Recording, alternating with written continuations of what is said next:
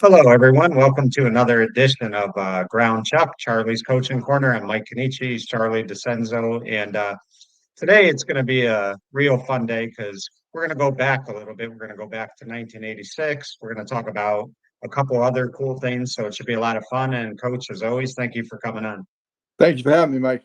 And thank you for doing this. It's great for the fans and the kids that have gotten a little bit older now to think back on some of these memories. It's great. Yeah, most definitely. And folks, for those watching, we might have a little surprise in about 20 minutes. Hopefully it pans out. But until that happens, I'll just keep you guessing. But anyway, Coach, we didn't really get to talk about 1986 as much when you were on my hometown hero show. But that team going into the season, it's funny, you read the articles and stuff.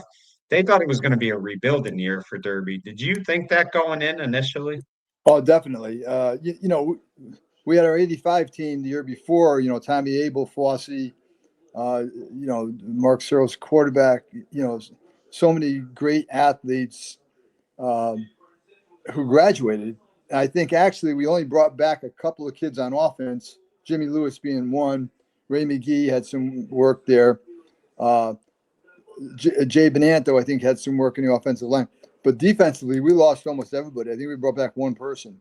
So early on, we really thought this was going to be a struggle. We were going to, the biggest thing, we had some good backs, no question about it. I mean, Chris King was there at quarterback, Jimmy Lewis, Bobby Sobin, and Ray McGee. Those are talented kids. But our offensive line was decimated by graduation, number one. And number two, we didn't have much size at all. I think Jay Benanto was the biggest kid we had. I think we probably averaged about 190 pounds, 195 pounds. I don't think we had many kids. Jay may have been a little over 200. I'm not sure. But so going in, we were really, nervous about the outcome because, ground chuck, my offensive line needs to be productive, and we were a little worried about it. But as you said, they really came to play. Yeah, and Coach, interestingly enough, Chris King, it would be his first year as quarterback. And what kind of gets a little unnoticed sometimes is he had quite a few touchdown passes during the season. I even think one game he had 3 touchdown passes, which we'll get to. So, I mean, Chris also played on defense as well. He was a starter and let me ask you, Coach, I always wonder about that. You did it with Joey Martin, you did it with Ben Bartone. Do you like having your quarterback No, play both ways, or would you prefer one way? I don't. And that was one of the reasons the following year we asked Chris to switch positions, and we put Tony in there because, you're always fearful of your quarterback. God forbid, you don't want your quarterback to hurt on defense, and that's certainly what happened with Ben Bartone. Sometimes you're just caught in a situation where you just don't have enough people or enough legitimate people to play those positions, and you have to double up. But if push comes to shove, you'd really rather have that quarterback just go one way.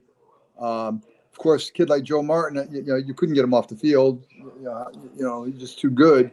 So it's always one of those things where you worry about it.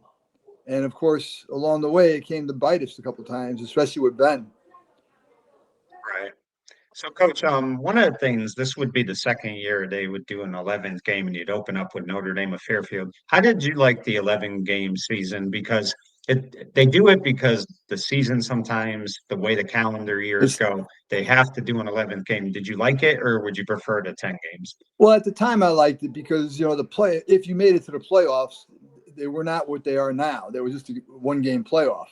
So it's not like you're going to play 14 games, So, I mean, the kids always like to play games. So an extra game, especially early in the year, it wasn't going to make the season any longer. It just, as you said, it's just the way the calendar worked out. There was that extra week in the calendar. And it was funny that we got Notre Dame of Fairfield, or Notre Dame of Bridgeport, I think they were called at the time. I had taken some grad courses, and their coach was in the same class that I was. and his last name is Sabat, I think, and that's how we got to know each other, and we kind of arranged that game. Right. And Notre Dame of Fairfield has always been a physical program, very physical team. But coach, I mean, God, right off, right out of the gate to start that game, I think it was only 7 plays, and you guys scored right away. You basically set the tone for how the game would be, and um, King as well. He was so dangerous as a runner, never mind just a thrower. And then, of course, I really believe that you had 3 very good running backs. You had a great running back in Lewis, a very good running back in both McGee and Sobin, and that you could really. I think that was probably the year they called you Round Chuck, but really, when you have 3 backs like that in the backfield, you got to take advantage of it. And I mean, Lewis, 125 yards on 14 carries, and McGee, 6 carries, 60 yards. So I mean, you really utilized the 3 of those backs a lot. No, we did. I mean, Jimmy was probably the premier running back for us, but the other 2 guys had their days as well. Bobby had a great game against Ansonia. He had many great games, but in Ansonia, I think he scores the 2 touchdowns that we needed to win. Ray had a great game. I think it was against Cheshire. But, and again, it's one of those things, they never complained. They didn't, there was no jealousy. It was a good team effort. They worked for each other because when Bobby carried the ball, either Ray or Jimmy had a block for him as well as Bobby blocking the other way around.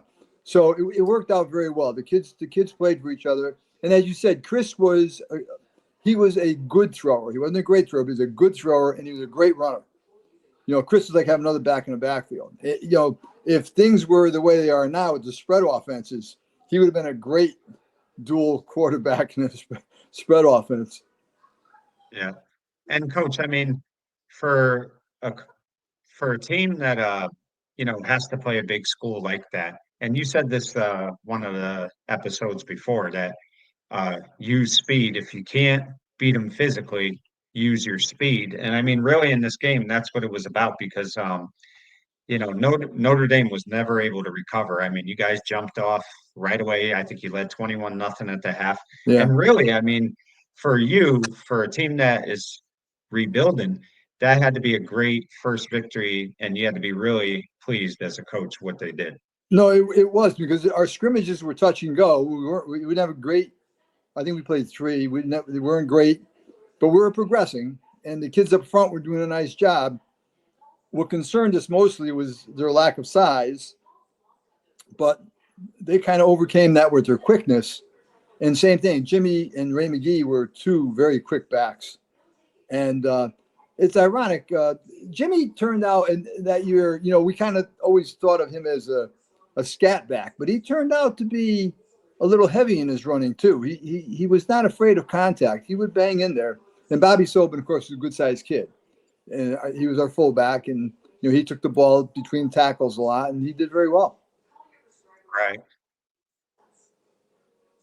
So, Coach, week 2, you play a very good Seymour football team who had just knocked off Ansonia in week 1, which I believe they knocked them off at Owen Field, and that's never easy to do. So you knew, number one, it's a Valley game, but number 2, it's going to be a tough game because Seymour is a very good program. And early on, Seymour took a quick 6-0 lead. But that's the thing about this team that I always remember is whenever a team scored on them, they would answer right away. And then, of course, um, you guys answered right away. McGee had a nice run. I think it was like maybe for 46 yards, and he scores, and you guys are up 7-6. So, I mean, this team never panicked much. Whenever they faced adversity, they responded well to it. They did. And as I said, a lot of it had to do with some of the leadership there. Chris at quarterback was very steady. Jimmy Lewis, although Jimmy wasn't much of a talker or a holler guy, but he did it by example. He would just work hard, run hard. You trusted Jimmy. Give him the ball, he'll get his yardage. Throughout the course of the game, and they all don't forget we came off of a great year the year before, so they knew what winning was all about. We had established that, and I don't, even the coaches, we're not going to panic. If we get down, we get That's okay. It's a long game. Take your time. Do what you have to do. Play your game. Things will work out. You know, it's when you start making serious mistakes that's when you have to start worrying. Right. And coach, I think early on in the third quarter, Seymour regained the lead. They're up 13-7. And, towards the end of the third quarter, might have been early fourth, but I think it was the end. This is where Pete Saku was very underrated for you because he could always make a big catch, and he had him and King hooked up for a 60-yard TD catch, and you guys regained the lead. But just talk about how valuable Pete and Jamie Gagnon were for you at that split end position because they Yeah, really, when you guys were, didn't have the best running game, they would step up there in the passing game. absolutely. And there are a couple of big games where Pete and Jamie made some big catches for us. One was here. One was in the Cheshire game that at the end of the season, we were both 8-0 going to that game. Uh, Pete made a great catch for a touchdown. But you know what? You hear it on television all the time, play action passes when you're pounding the ball in there and then you can fake that, pull it out. And Chris was accurate enough. And those two kids were good receivers. Pete had some good speed, and he would stretch the defense for us, and he did well. And as you say, in this game, that's exactly what happened. He got behind the secondary, and then if I'm not mistaken, don't they go ahead again, right? Yeah, they go ahead Yeah, early in the fourth. Yeah. yeah. And We actually win this game after they fumbled or something. I think. right. I think with about 4 minutes remaining, maybe a little under 4 minutes, Jimmy made a big run and you guys went ahead. And that's the thing too, Coach. For Seymour, a lot of people may not know this, but they viewed Derby as Derby viewed Ansonia. Ansonia was Derby's big game. For Seymour and Coach Sponheimer, it was Derby. So you knew that Seymour wanted to win that game badly. And they had come off, I think, a 3-7 season, something like that. So they definitely came into this season trying to, bounce back from that. And they always played you guys tough, but I mean, that was just a great Derby win, a great team win right there. Yeah.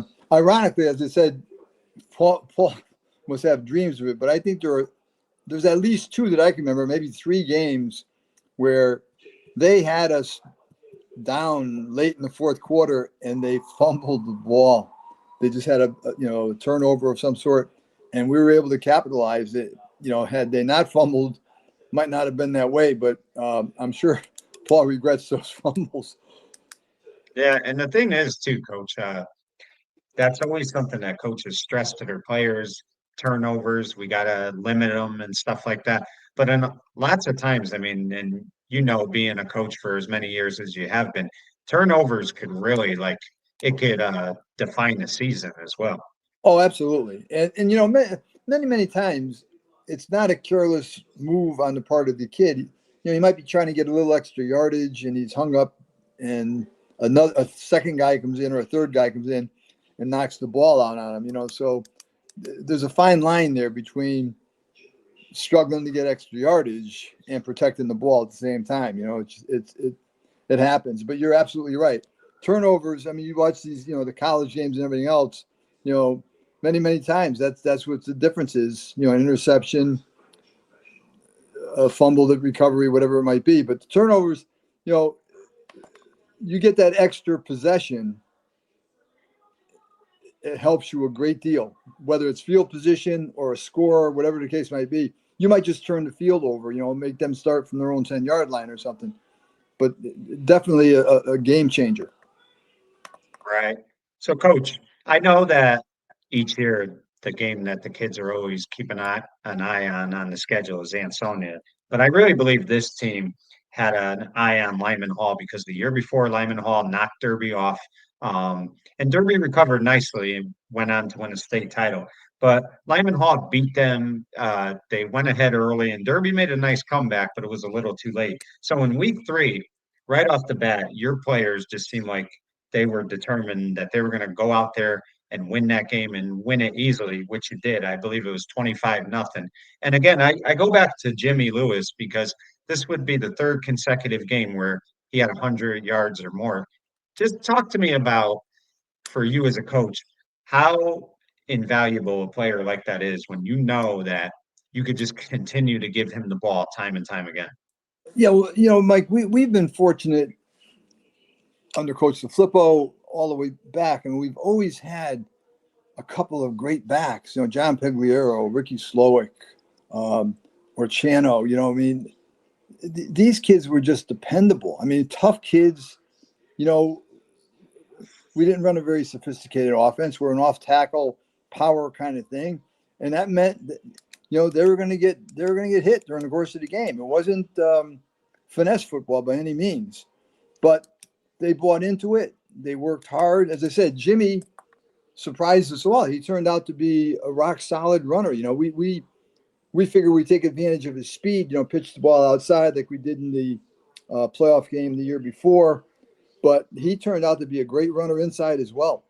And when you have a kid like Jeff Rice a couple of years ago, when you have kids like that, and you can pound the ball at these other teams, after a while, as long as you play good defense, you wear them out a little bit.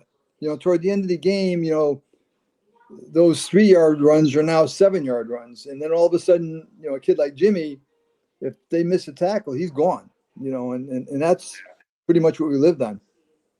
Right. And I mean, boy, was he fast. I mean, He the was. speed that he had, I mean, once he got to that outside, if you didn't contain him, goodbye. I mean, he was going to make a long run. Yeah, I mean, as I said, he showed that the year before in the playoff game against Immaculate, where the field was pretty muddy and stuff like that, and we were in one part of the field where the sidelines were not muddy, and he took a pitch outside and went 50, 60 yards, whatever it was, to turn the whole game around. Right. So, Coach, week 4, and again, on paper, it should be an easy victory. But boy, anytime I saw Derby play East Haven, that team gave Derby a scare. They always played with a chip on their shoulder. They were nasty when they were out there. I can think of 1990. Everybody thought after the Cheshire win, you guys were going to steamroll them, and you guys beat them. But boy, they gave you everything, Yep. all you could handle that week. So, I mean, here they are 0-3, but you couldn't take them lightly. And and I think, correct me if I'm wrong, it was like a 14-6 win. It wasn't an easy Yeah, game that day. Yeah. absolutely not. East Haven kids are always tough kids. They're always well coached.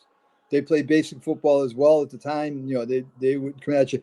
And ironically, in that game, they changed their offense, and credit to their coaches that they were able to do it. They put in a veer that we were not prepared for, and the first half it drove us crazy because that's you go into a game not expecting option, and all of a sudden you get option, and you haven't worked on it that much. It caused some problems. So we hung on for dear life in the first half, and then at halftime we were able to settle it down a little bit. In the second half, I think we stifled them a little bit on the ground and scored our touchdown to win. And one of the key moments in that game, Coach, and this is why I've always said now, I didn't see a lot of punters in the 70s, the 60s, but the best punter I ever saw in Derby was Jimmy Albert. He had, I believe, it was like a 55-yard punt, and it put them on their own 4, and it set up great field position for you guys, which resulted in the second TD. Just talk about how good of a punter Jimmy was, because, Uh, I mean, he did that quite a bit in the 2 years he was the he punter. did. He has a great one next the following year against Shelton as well to turn the field around for us. No, Jimmy was excellent. It was funny. He was very raw. We found, we always ask the kid who wants to kick, who wants to punt. Let's try it out. And Jimmy had a nice leg. Then that summer he went to a punting camp, and they refined it. They changed his style just a little bit. They changed. The biggest problem with high school kids is the drop. The drop of the ball. It's not so much the kick, but the drop. And they helped Jimmy. They refined it. He worked at it very hard, and he came out and he was a great punter, and that helped us a lot because we were a field position team. We want the other team to have to drive 80 yards. So many times when our offense wasn't clicking, Jimmy would get one of those 40, 50-yard punts, turn the whole field around. Right. It's funny, Coach. I mean, like I said, on paper, Ansonia, Seymour, and Shelton back then hated Derby, and as Derby hated them, and they're Valley rivals. but there were teams that hated Derby for other reasons. East Haven, North Haven, Lyman Hall. Lyman Hall would have this whole week of They had a beat Derby derby. week. Yeah, yeah, Yeah, but North Haven especially hated Derby because of that streak. So again, it wasn't your vintage North Haven team, but again, they gave you guys a great game. I think Derby wins like 13-3, something like that. yes, But there was a 53-yard run by Jimmy early in the game, and then I'm sorry, Chris had a 53-yard run early in the game that resulted in the touchdown. And then later on, Chris hit Jimmy with a 53, 54-yard touchdown pass. So again, I mean, I go back to Chris King. He was the type of player, coach, and him and David Ann Roman, they're kind of similar, where you could have put them anywhere in that offense and they were going to exactly. be a contributor. And that was one, as I said, one of the reasons why the following year we asked Chris to move his position, which is kind of tough. He was a senior, coming back, senior captain, coming back, having quarterback this to a 10-2 season. So it's not like he wasn't doing his job. He did his job very well. But we felt that because of his abilities, he could do other things for us as well. And that would also free up Pick to play quarterback, which he was very capable of doing as well. So again, it's being unselfish, it's being team oriented, and Chris could have played, as you said, he could have stayed a quarterback until he was a senior, and he would have done very well. Very good player. Yeah, really underrated too. I mean, Right. people forget just how good he was. So, coach, week 5 again, Brantford. I believe they came into that game 1-4. But I always say that whenever it's the week before Ansonia, it was always tricky for Derby because those kids have that in the back of their mind. So there's always like a little of a letdown. I mentioned that East Haven game in 1990 and Brantford again. I mean, they gave you guys all you could handle. I believe you guys won 35-20. But I talk about kids, coach, that were so committed to this football program. And one of the kids, and I talked to him last night, and that was Walt DeForest. And Well, Walt had a broken hand in that game and made a huge block punt that really resulted in a touchdown. It was kind of a, you know, it determined the outcome of the game in a lot yep, of ways. Just talk about like the production you would get from guys like that. And then, I mean, I look at Cisco Salazar and Ronnie Benito. They each had 6 tackles apiece. So, I right. mean, that defense too, coach, was very underrated. It was, but Mike, you touched on a very good point. Every team has their Jimmy Lewis's, but it's the Walter Forrest, Ronnie Benitos that make your team. We used to call them program players. They're in the program. They worked hard. They didn't get a lot of acclaim, but they had a skill. They honed it. They worked hard at it. They lifted weights in the off season and everything. And their turn would come. And as you said, in this particular case, Walt gets the block punt. Ronnie has some great defensive plays throughout the game. But that's how you win in a place like Derby. Small school enrollment. Everyone has to contribute. You don't have to be a star, but you have to do your job. And we were very fortunate to have those kind of kids who were very unselfish, sacrificed for the team, worked hard in practice, gave us a good look. Even our second kids, we couldn't defend these other teams unless our second kids gave us a good look in practice. And that's hard to do. You just kind of plodding along. You're running the other team's offense. You don't even understand it, some of it. You may or may not play during the course of the game, but our kids, they stayed focused. But they did know that, number one, if you weren't a starter, you could very possibly get in there on special teams. We always tried to do that. And number Right. two, if we got ahead, those kids were getting in the game. Right. We wanted them to feel that the door was open, that as long as we had a comfortable lead, we were getting our second and third kids into the game, even if 4 or 5 plays, whatever it might be, but just enough to say thank you for the hard work you do, and also give them a little bit of experience. Now, some of these kids, as I said, we only brought back a couple starters for this team, but many of them played in spots the year before. When we were ahead, we get them into the game.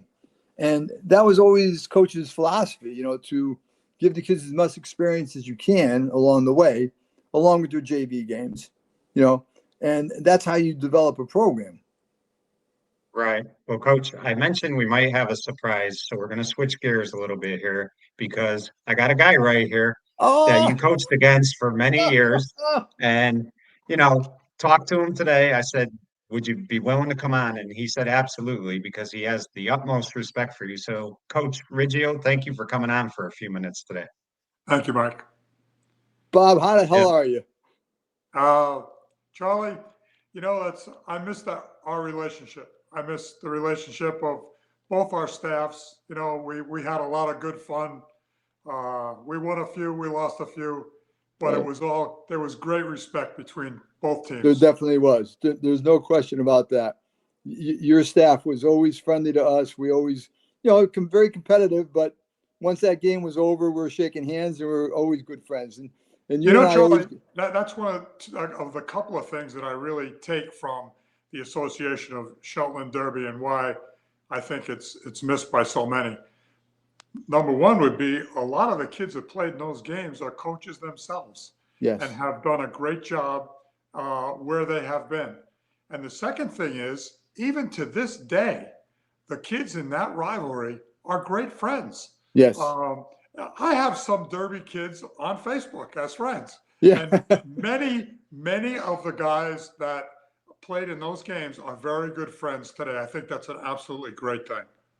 It is, and that's part of the lore of that game. Is the Valley rivalry and the intenseness of the game.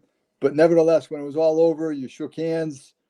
I remember going all the way back to when I was. They used to have a victory dance that night, Thanksgiving night. Either school. It's a big loss. I think. I think the Valley has always had great football. I think the state lost a lot when they downed the Housatonic League. It was a great league. Oh, it was tremendously competitive. I don't think you had a better 10-team league anywhere. I mean, it was a great league, great league, great competition. It wasn't dominated by any one team. It really wasn't, and you knew going in that you had to be prepared because you were going to face 7 or 8 great teams.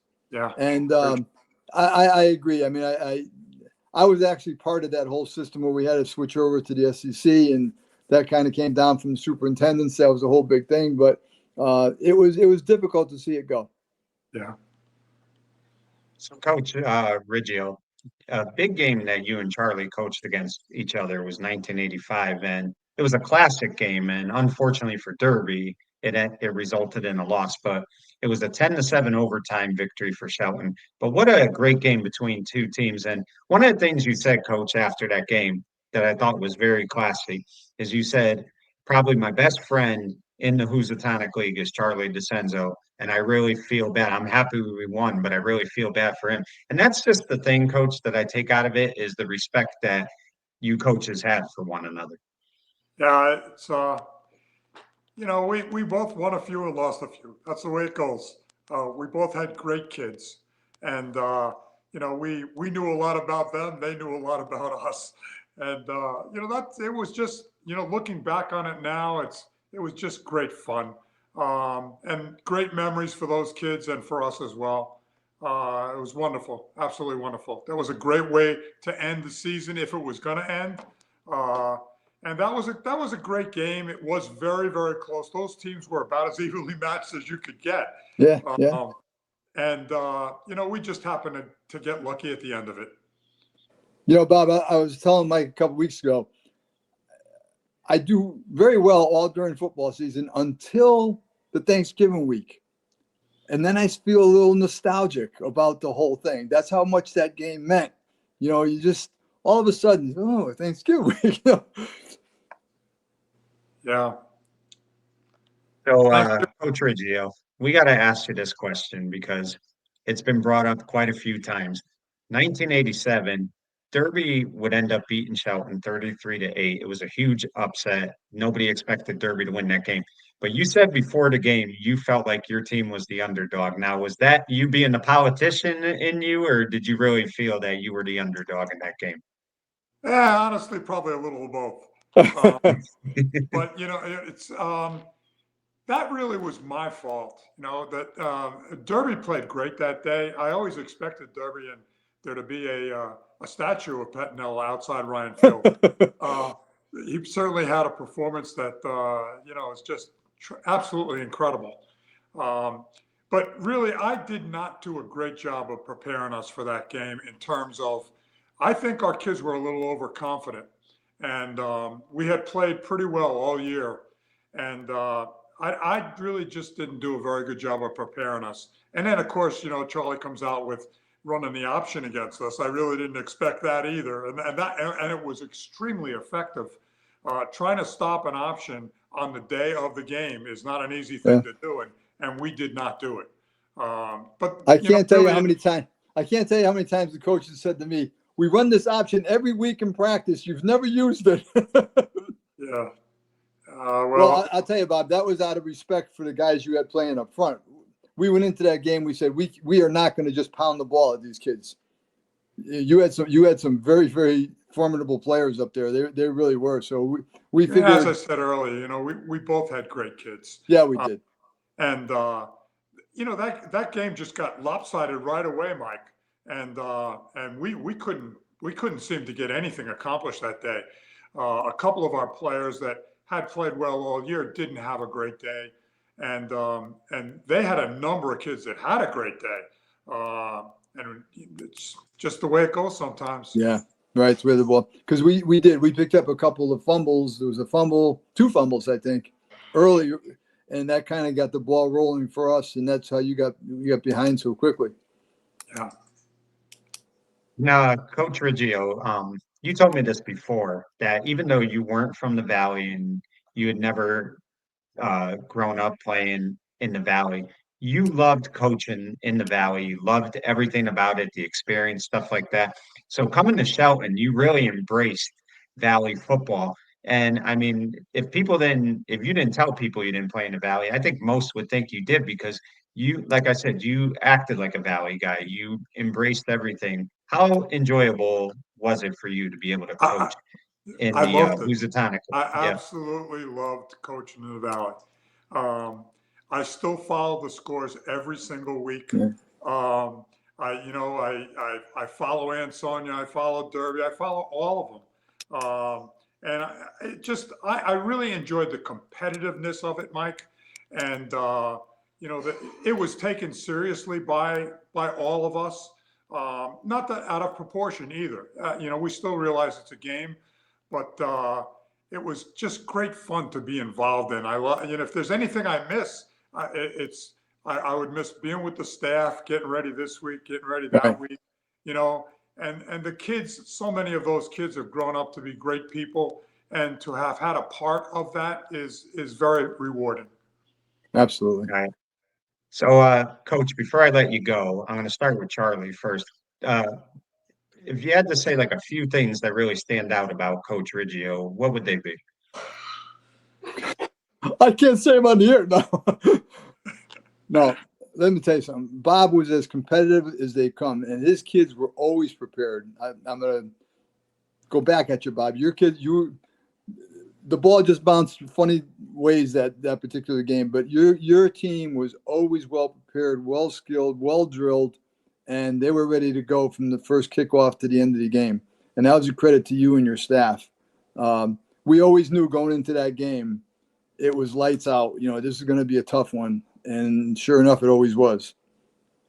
Thank you. I appreciate that. You're going to ask me the same question, right? Yeah. See, that's a really hard question for me because I really like those guys. If you don't like John D, there's probably something wrong with you. And Frankie was very serious and did a great job with their secondary. So to say we had respect, I had tremendous respect for them. Wow. And that respect came from long ago. I mean, I knew Lou DeFlippo before any of you guys did, Yep. because I played against his team when he was at East Meadow on Long Island. I was a player then, but yeah, and then I became a coach across the field from him, and he kicked my butt every year. But no, it was. I think it was what you're hearing right now is exactly how we all felt. I mean, I had great respect for Derby, and I not, like, along with the respect, I liked them. Because they were honest, they were straightforward. There were a lot of guys put winning so far up on the list that they do maybe some things that are questionable. We never had that. Right. Our kids went out and played as hard as they could. Those games were physical. They were very physical. And it was fun to be a part of, Mike.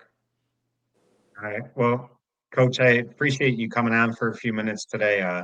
Said we had to do this because the respect that you both have for one another. I felt like you two needed to have a little reunion. So thank you for taking the time to do that today. I really appreciate Thank it. you very much, Mike. And Bob, Merry nice seeing you. Christmas to you guys. Merry Christmas to You anybody too. that is involved. I appreciate you guys very much and miss you. So Merry Christmas to all of you. You too, Bob. Thank you, Coach. Appreciate it very Thank you. much. Thank you. Well, there you have it. That was Coach Bob Riggio. And, I felt like he needed to come on today. I thought it would be really cool. And it was Yeah, great that was that that he was a surprise. yeah. So, Coach, now we get to week 7, and it's Ansonia week, and you guys had just knocked them off in 1985, a big 7-6 upset, but they were struggling a little bit. They came into this game 3-3. You guys came in 6-0. But one thing I am sure that you stress to your kids is throw that record right out the door. They're going to treat this game like they're undefeated. How hard is it though sometimes to get your kids to, you know, not take a team lightly when the team is struggling like Ansonia was? Well, it's very difficult, and what Bob just said too. About he blames himself for not getting. You can only do so much. You can only talk to the kids, stress the importance, throw the record books out, all that stuff. But they've got to absorb that, and they've got to take it to heart. And sometimes it's just difficult. It's you go into a game. We see it sometimes even on the college level. They were flat. Well, how could you be flat? It's a big game like this. You win flat. There's just that mentality, whether they're a little overconfident, as Bob mentioned, whatever the case might be. But it is hard sometimes to really get them to focus on a team that they might consider to be a little less than they are. And that's why we have upsets. Yeah. Well, Coach, right off the bat, the first drive, you guys pretty much moved the ball at will without any difficulties between Lewis, Sobin, and McGee, and then Sobin finishes it off with a touchdown. You guys jump out in front 7-0. But Vintage Ansonia, they come right back. They had a kid by the name of Gordon Piper who was a very good running back. He got a big touchdown run. I think it was for like 22 yards. And again, they go for 2. They make the 2-point conversion. So you guys are trailing at the half 8-7. I mean, sometimes I know in the past you would handle things a little different. If you felt like your kids weren't giving enough effort, you were a little hard on them at the half. Sometimes you were very quiet at the half and just said, "We got this. We're going to be okay." What did you say to your players at the half? I know it's a long time ago, but what did you No, stress to them? I was pretty sure that I was pretty confident that we would pull it out. We were, when I worry is when we're not moving the ball. But we were moving the ball. Unfortunately, we had a couple of miscues and didn't finish off the drives. So I felt confident we could move the football. I thought we had held them pretty much in check, except for Piper's big run. And so I felt that as long as we kept our composure and did what we were supposed to do, we'd be okay. And in the second half, I think we although the score was, it ends up 15-8, I think. But we did dominate the game. We controlled the ball. They didn't have as many chances at it as they would have liked. And I think that's what proved, the victory out of it. It's just a matter of because sometimes, if you go in and start hooting and hollering and yelling at the kids, it just, it's negative. Yeah. It doesn't really help. Coach the football never, we're going in, we're going to fix things. And that's pretty much what we tried to do. Yes, once in a while there was a bark involved, but for the most part, you wanted to settle them down, whether you're way ahead or behind, or whatever the case might be, and get them to focus on what we had to do to win, and that's execute your plays. Right. And really, I know we keep bringing up the ground, Chuck, but that really was apparent in this game because you trusted your running backs. And I think Jimmy Lewis, coach, had close to 40 carries that day. And that's the thing, too. You guys won 15-8, but it felt like you won by a lot more because Yeah, you kept their offense off the field that whole right. second half. Jimmy, Bob, and Ray, you just continued to give them the ball, especially Jimmy. And they just grinded it out. And I mean, that's like I said, you took advantage of knowing what you had in that backfield and you executed it well. Yeah, I mean that was always my philosophy, to control the clock and try to shorten the game a little bit. Every now and then I'll look back at one of these old films and I'll say to myself, probably should have thrown the ball a little more than you did. But you go in with a game plan, you hope it's going to be effective. And as I said, as far as I was concerned, as long as we were holding the ball and moving the sticks, we weren't going to get crazy and change things. But it's in that one or two times where you really get stymied, and then you start doing things you're not used to doing, and that's how the game sometimes can really get away from you. Right.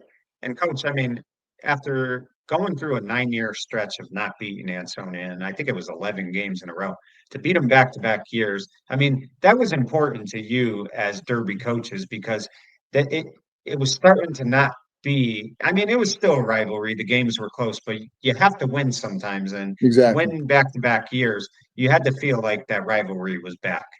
Oh, no question. And you can also see it in the kids. It's nice to say you're going to win. You're going to play this team. We're going to, there are arch rivals, this, that, and other stuff. But they have to have something to believe in. They have to know that we can beat them.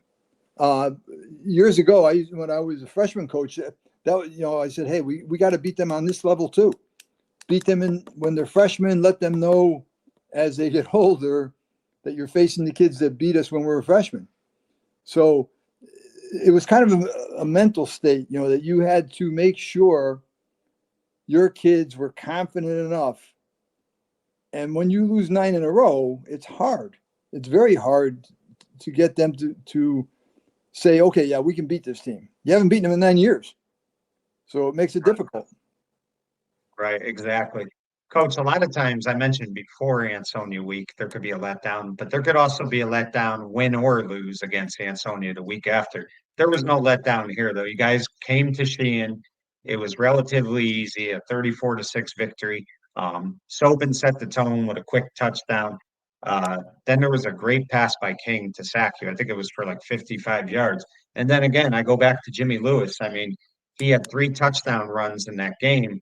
And after 8 weeks, he had 996 yards rushing. I mean, again, that kid was just unbelievable. And I mean, when you have a back like that, I mean, it for a coach, it's got to just be. I mean, you kind of sit back sometimes and you just enjoy watching the kid run.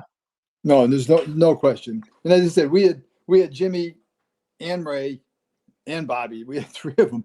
I mean, we were just going to pound the ball, let them block for each other, move the football, control the game. And that's pretty much what we did for most of the season.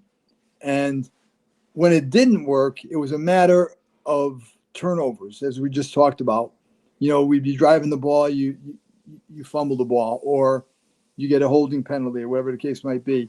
And that was the one thing that would hurt us a little bit. If we got behind the sticks, all of a sudden it's not 2nd and 5, it's 2nd and 15.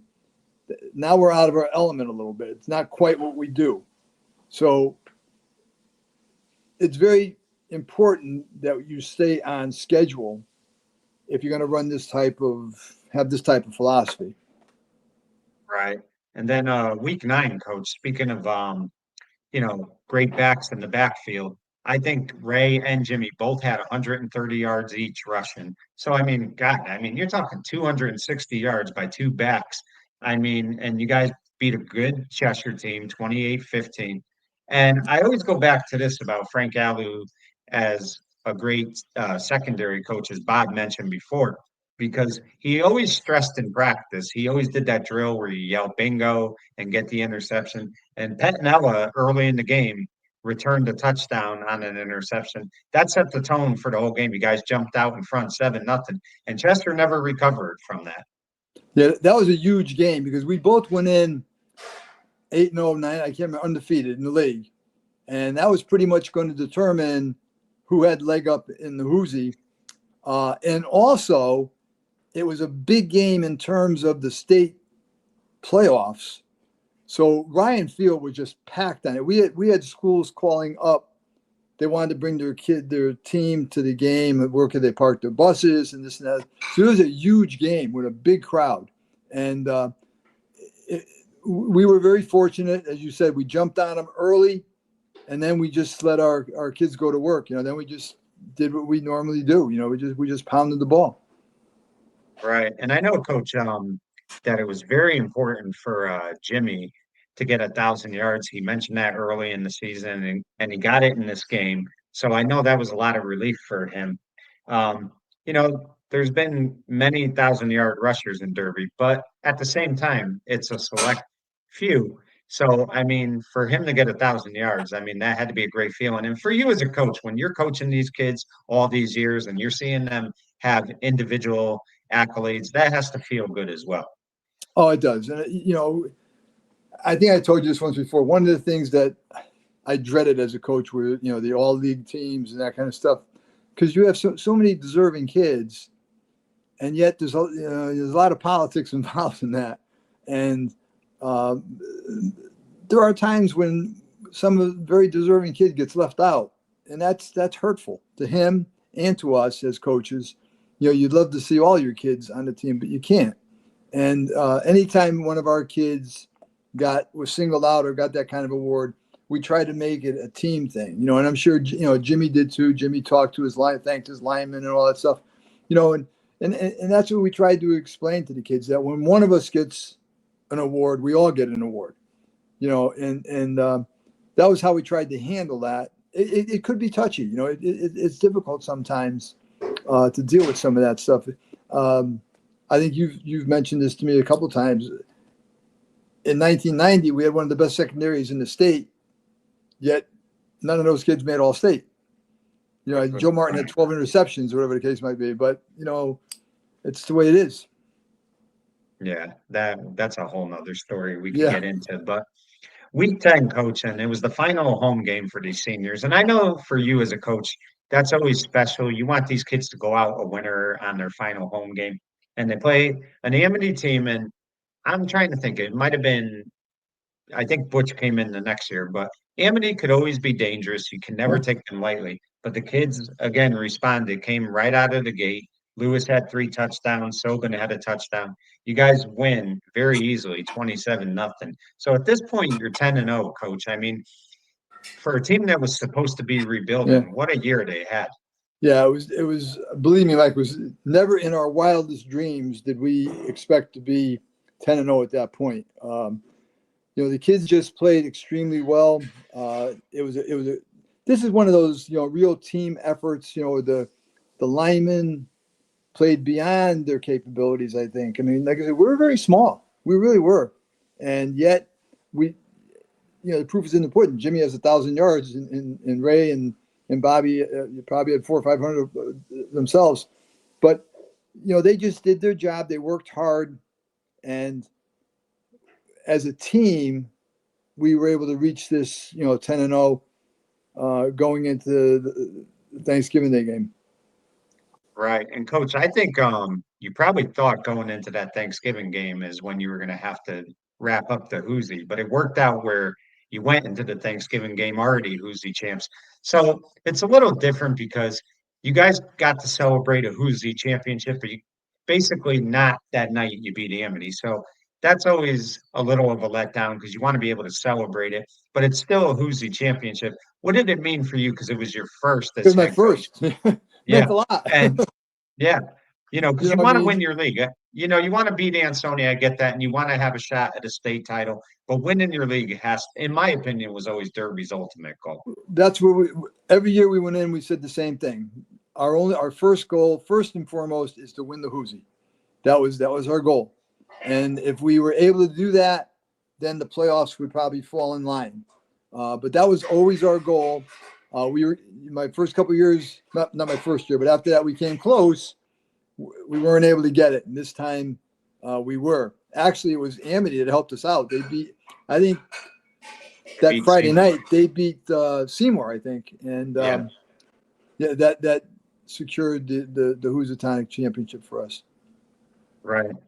So, Coach, let me ask you, Shelton was a very underrated team, so losing to them wasn't a shock. I mean, it was a shock in the sense that Derby was 10-0 and they were Whoosy Hmm? champs, but you could never take that team lightly, and especially on their field. And, Coach, it was a muddy field that day. I mean, it was a mess, and it really affected your running game.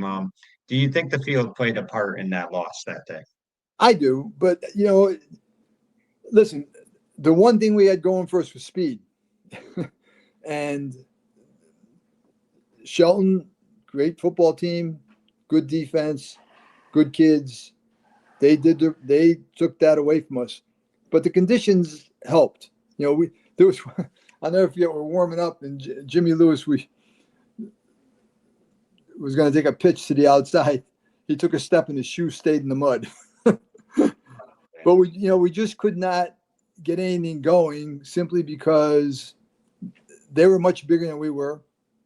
And here's where our lack of size came to hurt us a little bit. We just couldn't. And you know what happened? They did to us what we did to a lot of teams. They got into a very tight formation and just pounded the ball at us. They controlled the ball. We didn't have that many shots at it. So we got to taste our own medicine, actually. They did a great job offensively, uh, if you will, 3 yards in a cloud of dust. And, they just kept pounding it and pounding it and pounding it. And they controlled the ball, they controlled the clock, and we just couldn't get anything going. Right.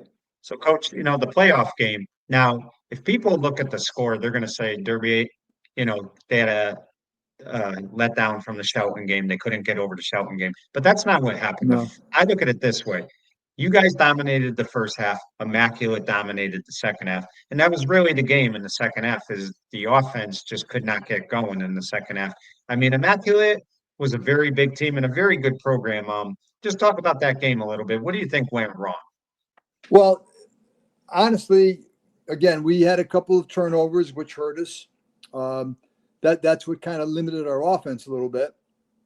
But they were an excellent football team. Matter of fact, they played North Haven in the first game of the year, and I talked to Bob DeMayo, preceding our game with Immaculate, and he told me right off the bat, he said, "Child, they're better than they were last year." He said they're a better football team than they were. And so we went into that game fully aware of how good they could be and that we were going to have to play a great game. And we did the first half. The first half, we played very well. The second half, they changed their offense a little bit. They went to a little bit of an option that we weren't really prepared well enough against, and that hurt us. Again, it was a case where we had a fumble. I think we had a fumble and interception in the second half. Um, they controlled the ball a little bit. So again, we didn't get many opportunities in the second half to get on the scoreboard. They outplayed us in the second half and they won the game. Right. Coach, I still look back on it though, and it was a great season considering it was supposed to be a rebuilding year. You win 10 games, they win the Whoosy. And I really look back on it, Coach, that you had a special bond with those seniors because when you got inducted into the Hall of Fame back in 2017, so many of those kids from that class came to that Yeah, ceremony. They presented you with a nice plaque that they got yeah, for one of you. the plaques on the And wall. yeah, Yeah, yep. And it's a great plaque. And then on top of it, uh, Jimmy Lewis, he's lived out of state for years. He Right. made it a point to attend that ceremony for you. So just talk about the special bond you had with that group of kids. Yeah, they were, Mike, we had been with each other now for 4 years. I had taken over from Lou, and these are like my first group of freshmen coming up, so they were with me for the whole 4 years. And you get to know them so well, and you get to be a part of their lives, and you watch them grow from when they're little kids as freshmen. And, a kid like Jimmy Lewis, who had all the talent in the world, all the ability in the world, gets in the weight room, adds 15 pounds to his body, to his frame, and would give you anything you asked of him. I mean, they trusted you, you trusted them. And that's Right. the way it was. That was the relationship that we had, and I always respected these kids, even later on, the 90 team and everything, where you never had any envy on the part of the kids. He's carrying the ball more than I am, or how come I'm not getting the ball? There was, never existed. They just played, did their job, accepted the congratulations, and also accepted the fact that, yes, some kids were going to get singled out as being the star of the team or whatever, but we all came together as a team.